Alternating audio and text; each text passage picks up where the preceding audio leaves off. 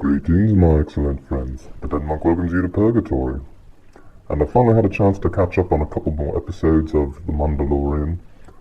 I think there's one more episode out that I haven't watched yet, but at this point, I've kind of given up on the show. I think it's okay. It's not great, it's not terrible, it's okay. But that's not good enough to keep my interest. So, let's see. I watched episodes 4 and 5. I'm going to talk about those a little bit. There'll be spoilers, if you care. So, let's see. Episode 4. Alright, so, 25, because he's 25% different Boba Fett, and he doesn't have a name. And I really hate the name Mando, and the more and more that other characters call him Mando, the more I hate it. So, I refuse to call him that. He's 25. So 25 and the Baby Yoda, right? They left the planet, whatever it's called, and now they're on the run. So, let's see, they go to some forest planet, and, well, actually, before they get there, we see a scene on the planet, and there's this little village of these farmers, and they get attacked by Uruk-hai. Well, I thought they were crossed between two things. They were like half Uruk-hai and half, I have no idea what they're called, but the bad guys from the second Ewoks movie, Ewoks The Battle for Endor, they kind of reminded me of those guys. I don't remember what they're called. Anyway, oh, and that made me think of something, but I'll get to that later. So anyway, the Uruk-hai, whatever guys, they attack them. They're raiders. They're just scum. And then, yeah, we see 25 and the Baby Yoda on the way to the planet. And 25 says, oh, no one will find us here. And I'm just thinking, really? Did you already forget what just happened in the last episode? Every bounty hunter in the sector has some stupid little magical tracker that can find the Baby Yoda anywhere. And they still haven't explained these stupid magical tracking devices that can track anyone, anywhere. It's so dumb. Anyway.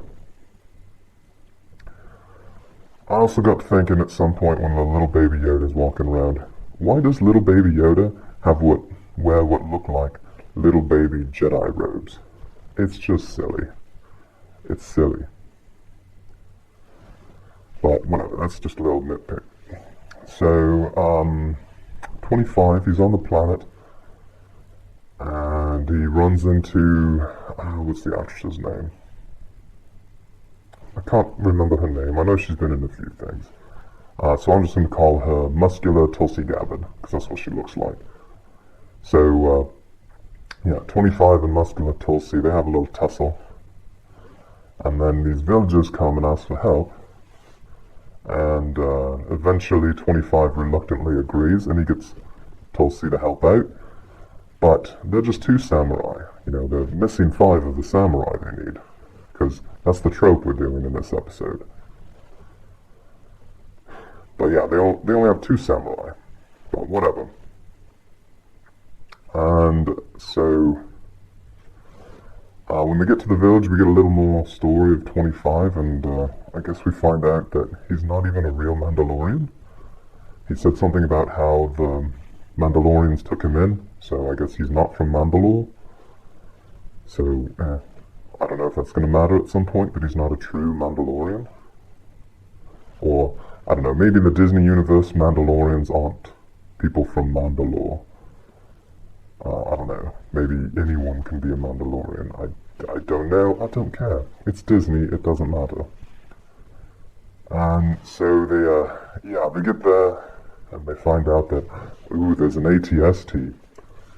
And they're freaking out, they're like, no, you people need to leave, you can't take on one of these. And I'm just thinking, what? Why would an ATST be something to be scared of? A few Ewoks can take one out. Like, seriously? Who cares about an ATST? You just hit one with a couple logs, or make it fall over, slip on some logs. I mean, whatever, that's all it takes. Trees. And they have plenty of those. That's all you need. Well, anyway, they're freaking out about the ATST, so now they have to train the villagers. Right, because that's what you do in this kind of trope, where you have the mercenaries that come in, they're going to protect the town from the evil raiders, and they have to train them. But the silly little training montage, it seems like they just trained them for one afternoon to get ready, because the raiders are going to come back the next night, or I don't know, something like that. Maybe it took place over a longer period of time, but I'm not convinced. So, yeah, they train them for an afternoon, and it's just silly. And then, yeah, they actually go attack the raiders and get them to chase them. By them, I mean 25 and Tulsi. And they, yeah, get them to come back so that they can fight them. And why does an ATST now have evil red eyes? Does it really need that? Do they really need that to say, look, this is the bad guy? It had evil red eyes. Scoutwalkers didn't have red eyes. But whatever. Another nitpick, it's just stupid Disney aesthetic. So yeah, whatever, they defeat the raiders, and then 25 just shows how stupid he is, because again, he already forgot what happened in the last episode. He just kind of forgot. And so when it's time to leave, he says, oh, I'm going to leave the baby Yoda behind. He'll be safe here and they'll take care of him. And of course, some bounty hunter shows up and is going to shoot the baby Yoda. But he gets killed. And then 25 says, oh, maybe it's not safe for baby Yoda here. Well, no fucking shit, mate. Did you not experience episode 3? Or any of the previous ones? Everyone can track baby Yoda. They know where he is at all times, anywhere in the galaxy. So, whatever. So this episode, just kind of felt like more filler to me. It's just not advancing any story at all.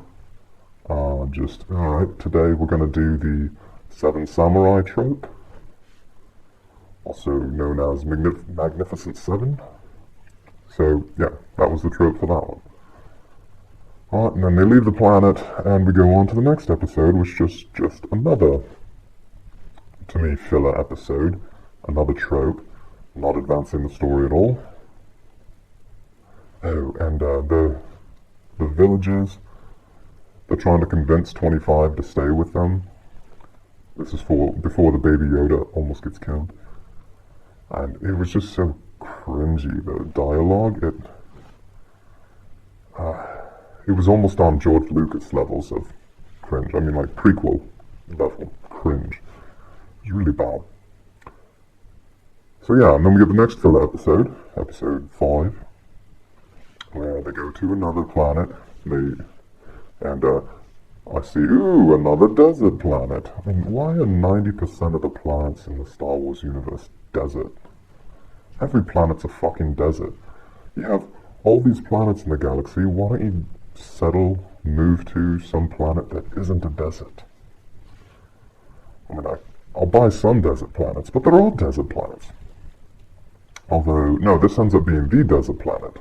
It's Tatooine. Well, sorry. The desert planet, that's Arrakis. But for Star Wars, the desert planet. Tatooine. So they go there, and he goes to the Mos Eisley Cantina, he goes to a cantina. I assume it's the Mos Eisley Cantina. I guess I don't remember. But 25's looking for work, and runs into some guy named Toro, and this is where I just completely checked out on this episode, and I'm thinking, really? Are you that desperate? You already have this character, who everyone calls Mando, that sounds almost like Lando, and now you're going to have another character who seems like kind of roguish, kind of a dick, like Han Solo was when they first made him. You're going to have another character that has kind of his attitude and call him Toro, like Solo. Really, Disney? Are you that desperate? So I immediately didn't like the character, and he didn't get any better. The acting was not good, and he just seemed like a little bitch. So, yeah, this Toro guy, he's there. He's trying to get into the bounty hunter's deal. At least that's what he says. And he's after an assassin. There's a bounty on her. I don't remember that actress's name either. But, well, I know she's Chun-Li, so we call her Chun-Li. So they're after Chun-Li. And he hires 25 to help him hunt down Chun-Li. And, yeah, they go out. They get some speeder bikes. Go out in the desert. Fight with Chun-Li. And, yeah, capture her. And then, 25, his speeder bike got destroyed. He goes off to find a dewback that was nearby from another dead bounty hunter. And while he's gone, Toro kills Chun-Li when she says, hey, he's worth more money than I am. You should take him back to the Bounty Hunters Guild. So he kills her, and then goes back and set up a trap. Yeah. Has the Baby Yoda at gunpoint, which at this point, to me, Baby Yoda is just now a prop. It's really no different from if you had if 25 had a little cute pet corgi. It's basically what Baby Yoda is. He's a pet corgi. Doesn't serve any purpose, he's just there to be cute. He's like a, better version of what they call porgs. Those stupid things. It's like a better version of art. Maybe they'll come back to the Baby Yoda later. I mean, I assume they will. But in all these filler episodes in the middle, he's just a pet corgi. Don't get me wrong, corgis are great. But, whatever. He's more of a hindrance now than anything else. So, where were we? Oh yeah, Toro has the little Baby Yoda at gunpoint, and 25's able to kill him. And okay, save the Baby Yoda. And that's really the whole episode. So, right, we do it. I mean, at this point, it's very clear the show is trying to be a space western. So, if that's the case, I think the fairest thing to do is to compare the show to another space western, Firefly. And to all those people that say, oh, the Mandalorian, the show is so good, I think you're just deluding yourselves, because you've been so starved for good Star Wars, because Disney has given you nothing, that you just eat this shit up. And as I said, the show's okay. I don't think it's bad. I think it's okay. But yeah, try watching this, watch a random episode of this, and watch a random episode of Firefly, and try to compare the two. Or watch the whole, as soon as this show's done, which granted, there's some episodes left, maybe the show can get better. But, when the show's done, try watching this whole show, right before or after watching all of Firefly, and just compare. And I'm sorry, there's no comparison. Firefly is great. That is a space western. This, it's fine. And when and so I can only guess that at some point we need to have, so to go with the space western tropes, we need to have a train robbery. Well, that hasn't happened yet. We need a train robbery. We need some cattle wrestling. Right, there hasn't been any equivalent to that, has there? Don't think so. We need some cattle rustlers, and then you round up the posse and go get the cattle rustlers. What else do we need? I don't know, but we need to hit all those Western tropes, right? That has to be what's going to happen. So yeah, I'm sorry, compare this to Firefly. It is so inferior to Firefly. It's okay, it's better than anything else Disney has made for Star Wars. It's okay. But, no, it's not great. It's not great, and if you think it is, I'm sorry, watch Firefly, watch this, compare. Let's see. What I think this is most comparable to, so I mentioned before the Urukai at the start of episode 4, I also thought they reminded me of the bad guys from Ewoks: The Battle for Endor. And so that had me thinking, how does this show compare to those? And I think this show is pretty much on par with the two Ewok movies. Those came out around, I don't know, 1986 or so? The two Ewok movies. You had the Ewok Adventure, and then you had Ewoks: The Battle for Endor. And at the time, when Star Wars was still relatively new, I mean, this was only a year or two after Return of the Jedi. You know, if you watch the Ewok movies, you'd say, yeah, these are okay, but why would I watch these when I can watch the trilogy? That's so much better. Well, it's just the opposite now, when The Mandalorian, I think, is about on par with those movies. And they're okay. They're very kiddie, but as is The Mandalorian, but they're okay.